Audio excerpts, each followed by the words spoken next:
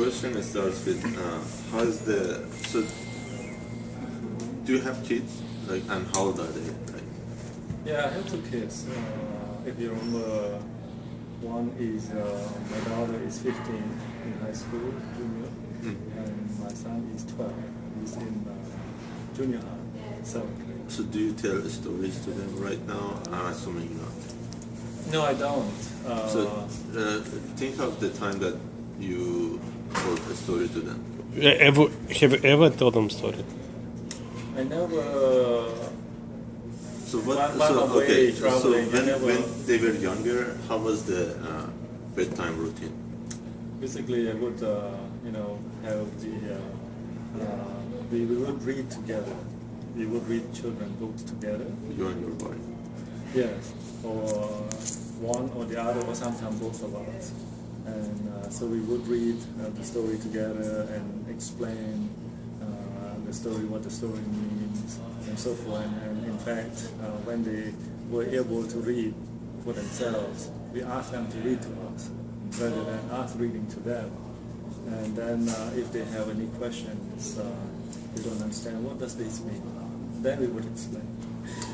And then we will ask them, say, do you understand the story? Say, okay, yeah, we got it, we understand. Then we move forward. If they have any questions, say, oh, I'm not sure what they're talking about here. Then we would explain.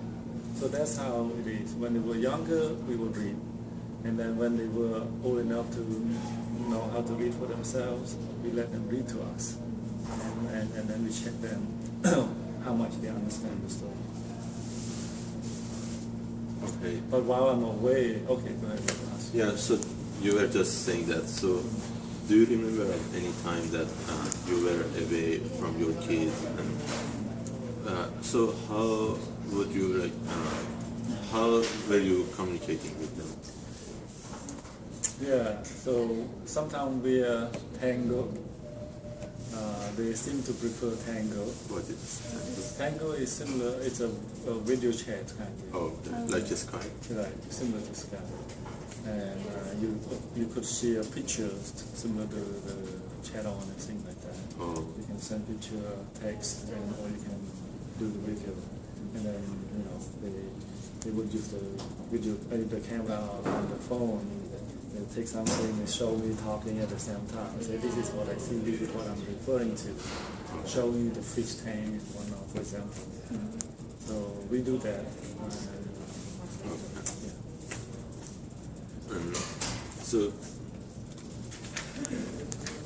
So the idea that we have is about bedtime experience when parents are away from their kids, and so we want. So, what do you think about the idea of talking to your kids when they're in the bed and telling them stories using your phone or tablet? Do you see yourself using this app at all? I do. I see the value that it provides. But unfortunately, when my kids were growing up, we didn't do that. Okay. There were no smartphones at that time when they were very young. Yeah? There were no smartphones. It's a smartphone, but does not have the capability right now. Even the camera was very 1.3 megapixels. The video capability definitely was not sufficient to do this kind of thing. So we never did that. But yeah, despite that, I do see, even though I never used it, my kids, I do see the value, as part of the educational training, or as part of the family bonding, as staying connected. I think the kids now, they are very, very socially savvy and smart devices, very aware of all these things. So I think that, if you can provide that kind of capability, then I think it's better for the parents and for the kids. Okay. So what type of capabilities are you expecting? Like, do you prefer to have a live chat or what kind of capability? How do you want to interact with your kid? Yeah, I think in interactivity is important, right? You do not want to have a one-way conversation. I think that's important to have two-way conversation. Right?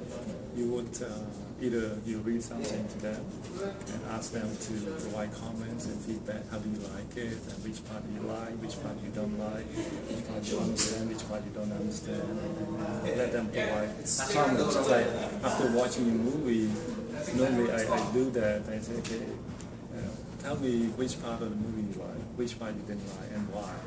So at least they stay engaged. They have to think, reflect on what they have just seen. I think interactivity with communication is better than one way. Okay. So another idea that we had was recording a story and playing it for your kids. Like, later, what do you think about that? Like, how can we add like interactive? Like, how can we improve that idea? Right. What do you think about it? Right. So I that's a separate use case, right? I see it. That can be. It does not have to be interactive all the time, but sometimes it doesn't fit your schedule or your situation at that moment, right? You may have pre-recorded some your storytelling, right? You narrate the story and so forth, and you want to send that and ask the kids to open at their own time, right? And that's totally useful use case as well, right? It serves a purpose, and then in that case, and then ask the kids to maybe provide the capability of letting the kid to record their comments, right? When they're viewing the video clips that you send them, they record, they say, oh, I like this, or they have questions, what is this, and so forth. And then be able to send back to you the video with their comments. Then you say, oh, okay, so that would be useful.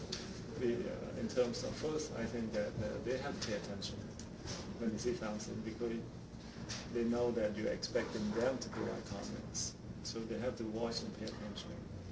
And then they write down what they think of it and their comments. So I think that would be useful. That's how you stay engaged, right? If you don't have the expectation for the feedback, then they say, oh, okay, there is no expectation. I just watch or whatnot, pay no attention.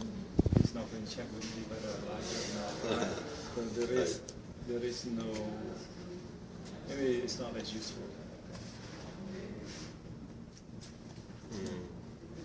So there is also one idea that instead of showing your face when you're talking live, we use some avatar that represents you, and when you're talking, it talks to the kid.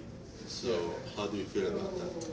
Yeah. So in that case, I feel that some kids actually may appreciate it because they see you in a character, right? And that's, cartoons watching is very, very popular, right? So when you put your voice into a cartoon or something and their favorite characters, I think that would really actually would be intriguing, I would say, right? But you can do that, or have another use case that where you actually show yourself, right, as the real figure. But it may satisfy some kids in different way, right? So one way of doing that is just the avatar may not satisfy all the kids, and maybe have the option, right? And you should know your kid's preference. After trying 1 or 2 times, then you get the feedback. So which one do you prefer? And they should give you the feedback. Then you basically implement that for them. Any questions? Did I answer all your questions? You have more questions? No, actually, do you really want your kid to see something, or do you really want your kid to listen to something while they are going to sleep? That's actually a very good question because my experience and also from what I read and heard regarding the studies is that if depending on the purpose, if your purpose is to help the kid fall asleep faster, then watching video would not help because watching video requires kids to pay attention and also the light that's flashing into the eyes actually keeps the kid awake. And even after you turn it off, the kid will stay awake for quite some time. So studies show that. So if the purpose, again, is to help the kid fall asleep faster, then no video, just audio. So soothing audio, right? Reading the story very at a very very soothing voice and things like that. Then definitely should help with the falling asleep. If you want to basically interact with your kids, then video is the way to do it, right? Then you can see each other, you can talk, you can see their expressions and things like that. So one question is that how long usually it will taking for you to happen asleep? I mean, how long was it taking for them to fall asleep? And while you were reading the story, were you reading the whole story, or they would fall asleep like after 5 minutes? Yeah, it depends very much on how they feel at that time, whether they feel tired when we go to bed and try to get ready. Sometimes we want them to go to bed, but then they're still very active, and then it takes a long time to read the story. And in fact, it happened to me, one after the other. I'm feeling tired, very sleepy. They say, "Oh, one more, continue." and it's like, "Oh, I'm so tired. Actually, I'm falling asleep." Right? But at other times, when they're very tired, and I just read 1 or 2 stories, they fall asleep. So it depends on How tired they are at that moment. And do you like to build up stories, or do you like to pick some specific stories? Yes, in fact. Like reading books or building up stories? Right, so we have both. If you want to go as far, we have both. So we bought a short story book that's like 1,000 stories or whatever, a very thick book. So we let them choose. Oh. And say, okay, choose your favorite, and then just flip the page, and then they say, okay, this one, let's read this one, and a lot of time we let them choose. Sometimes we choose because we think that we want to instill in them the story behind the philosophy of the story. But a lot of time we let them choose. When they choose, they feel more happy because they're the one who made the decision, right? We're not forcing on them. So which is their favorite one? Ugly Duckling. I remember that. They like that very much. So if they like some, go ahead. Let's finish. Which one is the favorite one? Because after that, I would like to ask. Do you repeat them? Is this like a repetition process, or it just? Do they like to hear the same story on and on, or just? Right. Actually, a good question. When they were very young, they learning how to read or not knowing how to read yet. They're like 2 years old or whatever. Right? They like the repetition because they love the story. They cannot read for themselves. They want to hear it again and again. When they know how to read for themselves, like 4 or 5 years old, they told me, they said, no, we already read this one. Don't choose this again. I don't remember this story. Let's choose another one. So yeah. Depends on age. Yeah. So sometimes they still, even though they know how to read, they wanted to read again because they love the story so much. Right? So it really depends. But that's why we have to give them the choices. Right? We have a thick book, and then we have some individual books, and let them choose basically most of the time. Thank you. You're welcome.